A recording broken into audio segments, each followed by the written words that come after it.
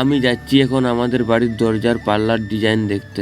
যেতে যেতে দেখি এক সাইডে গর্ত করেছে আর এই মোটা মোটা পাইপগুলো ফেলেছি জলের লাইন করার জন্য। এখানে এসে দেখি কমপ্লিট হয়নি, তাও মোটামুটি হেভি দেখাচ্ছে। চলে আসলাম কাজের সাইডে। আজকে এই কিচেনের স্ল্যাবগুলো পালিশ করতে হবে। উপরে যে আঠাটা লটকে আছে এগুলো তুলে করে গ্রানাইটের যে রং সে রংটা করতে হবে। কাজ ছুটি করে চলে গেলাম দোকানে। এসে প্রথমেই খেয়ে নিলাম আমার ফেভারিট মালপোয়া। আমার তো খেতে এটা বেশ ভালোই লাগে। কয়েকদিন আগে আমার বাইকের পেছনের চাকাটা পাংচার হয়েছিল, কিন্তু যে দোকানে পাংচারটা সারাই সে দোকানে চাকার বিটটা ঠিক রকম ভাবে তুলতে পারেনি, তাই চলে আসলাম আমাদের এই গ্রামের পাশে এক দোকানে। বাড়ি আস্তে আস্তে দেখি এখানে কয়েকজন আড্ডা মারছে, তাই আমিও দাঁড়িয়ে গেলাম একটু আড্ডা মারতে। ক্রিকেট খেলাতে ইন্ডিয়া জিতেছে, তাই খুশি হয়ে আমি পেটিস খেয়ে নিলাম।